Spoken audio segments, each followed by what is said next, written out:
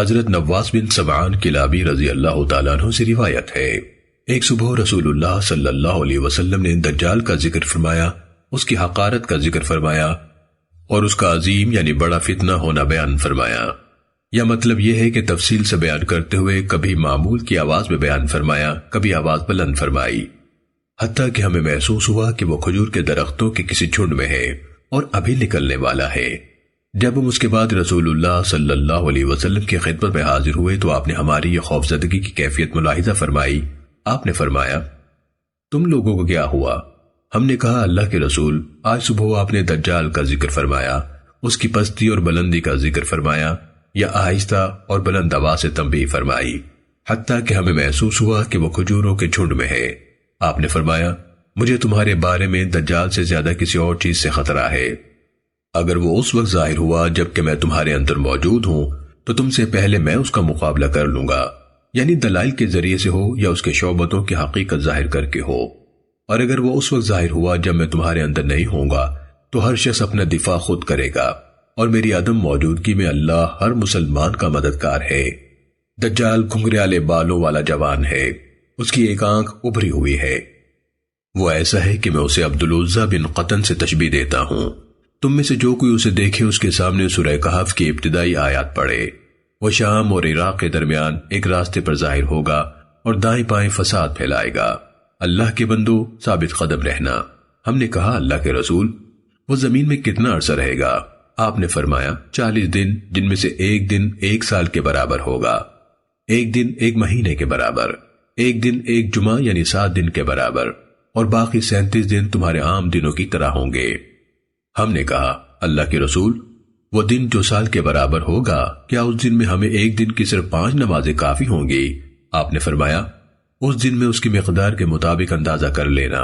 ہم نے کہا، اللہ کے رسول، زمین میں اس کے سفر کرنے کی رفتار کتنی ہوگی؟ فرمایا، جیسے بادل جس کے پیچھے ہوا لگی ہوئی ہو اور اسے اڑائے لیے جا رہی ہو۔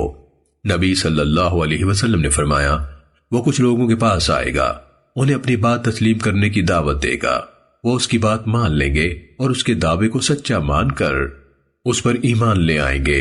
وہ آسمان کو حکم دے گا کہ بارش برسائے تو بارش ہو جائے گی، زمین کو حکم دے گا کہ فصلیں اگائے تو وہ اگا دے گی۔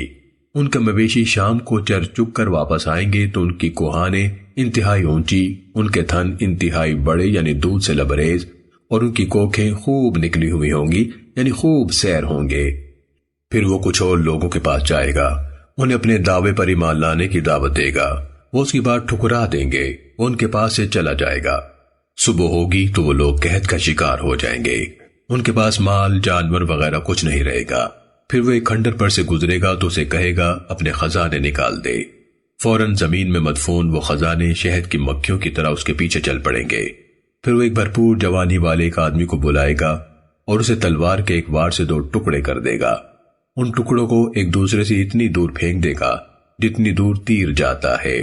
پھر اسے بلائے گا تو وہ زندہ ہو کر ہنستا ہوا آ جائے گا، اس کا چہرہ خوشی سے دمک رہا ہوگا۔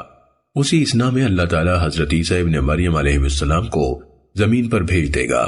وہ دمشق کے مشرق کی طرف سفید مینار کے قریب نازل ہوں گے۔ انہوں نے ورس اور زعفران سے رنگے ہوئے 2 کپڑے پہن رکھے ہوں گے، 2 فرشتوں کے پروں پر ہاتھ رکھے ہوئے ہوں گے۔ جب سر جھکائیں گے تو پانی کے قطرے ٹپکیں گے، جب سر اٹھائیں گے تو موتیوں کی طرح قطرے گریں گے۔ جس کافر تک ان کی سانس کی مہک پہنچے گی وہ ضرور مر جائے گا۔ ان کے سانس کی مہک وہاں تک پہنچے گی جہاں تک ان کی نظر پہنچے گی۔ پھر وہ دجال کے تعاقب میں روانہ ہوں گے، حتیٰ کہ اسے لد شہر کے دروازے پر جا لیں گے اور قتل کر دیں گے۔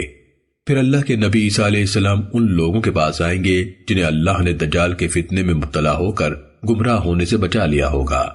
ان کے چہروں سے غبار صاف کریں گے اور انہیں جنت میں ان کے درجات سے آگاہ کریں گے۔ اسی اسنا میں اللہ تعالیٰ حضرت عیسیٰ علیہ السلام پر وحی نازل فرمائے گا، اے عیسیٰ، میں نے اپنے کچھ بندے ظاہر کیے ہیں، ان سے جنگ کرنے کی کسی میں طاقت نہیں، ان مومنوں کو حفاظت کے لیے طور پر لے جائیے۔ تب اللہ تعالیٰ یاجوج اور ماجوج کو چھوڑ دے گا، اور وہ جیسا کہ اللہ نے فرمایا ہر ٹیلے سے اتر اتر کر بھاگے آ رہے ہوں گے۔ ان کے پہلے لوگوں یعنی ہجوم کے شروع کے حصے کا گزر بحیرہ طبریہ سے ہوگا، وہ اس کا سارا پانی پی جائیں گے۔ جب ان کے پچھلے افراد گزرے گے تو کہیں گے، کبھی اس مقام پر پانی بھی ہوتا تھا۔ اللہ کے نبی عیسیٰ علیہ السلام اور ان کے ساتھی طور ہی پر موجود ہوں گے۔ یاجوج ماجوج کی وجہ سے کہیں آ جا نہیں سکیں گے، اس لیے خوراک کی شدید قلت ہو جائے گی، حتیٰ کہ انہیں ایک بیل کا سر اس سے بہتر معلوم ہوگا جتنا تمہیں آج کل 100 اشرفیوں کی رقم اچھی لگتی ہے۔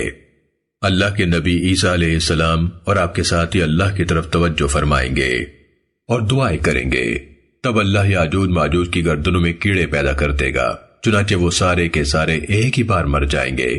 اللہ کے نبی عیسیٰ علیہ السلام اور آپ کے ساتھی پہاڑ سے اتریں گے تو دیکھیں گے کہ ایک بالغ جگہ بھی ایسی نہیں جو ان کی بدبو، ان کی سڑان اور ان کے خون سے آلودہ نہ ہو۔ وہ اللہ کی طرف توجہ فرمائیں گے اور دعائیں کریں گے تو اللہ ایسے پرندے بھیج دے گا جو بختی اونٹوں کی گردنوں کی طرح ہوں گے، وہ ان کی لاشوں کو اٹھا اٹھا کر جہاں اللہ چاہے گا پھینک دیں گے۔ پھر اللہ ان پر ایسی بارش نازل فرمائے گا جس سے نہ اینٹوں کے مکان میں بچاؤ ہوگا نہ خیمے میں۔ وہ بارش زمین کو دھو کر آئینے کی طرح صاف کر دے گی، پھر زمین کو حکم ہوگا اپنے پھل اگا اور برکت دوبارہ ظاہر کر دے۔ ان دنوں ایک جماعت ایک انار کھائے گی تو سب افراد سیر ہو جائیں گے اور اس کا چھلکا ان سب کو سایہ کر سکے گا۔ اللہ دودھ والے جانوروں میں اتنی برکت دے گا کہ ایک دودھ دینے والی اونٹنی سے ایک بڑی جماعت کا گزارا ہو جائے گا، اور ایک دودھ دینے والی گائے ایک قبیلے کے لیے کافی ہوگی، اور ایک دودھ دینے والی بکری ایک بڑے کنبے کو کافی ہوگی۔ وہ اسی انداز سے خوشگوار اور بابرکت ایام گزار رہے ہوں گے کہ اللہ تعالیٰ ان پر ایک خوشگوار ہوا بھیج دے گا، وہ ان کی بغلوں کے نیچے سے گزرے گی اور ہر مسلمان کی روح قبض کر لے گی، اور باقی ایسے لوگ رہ جائیں گے جو اس طرح سرعام جمع کریں گے جس طرح گدھے جفتی کرتے ہیں، انہی پر قیامت قائم ہوگی، یعنی سور پھونکنے پر یہی لوگ مریں گے۔ سنن ابن ماجہ حدیث نمبر 4075۔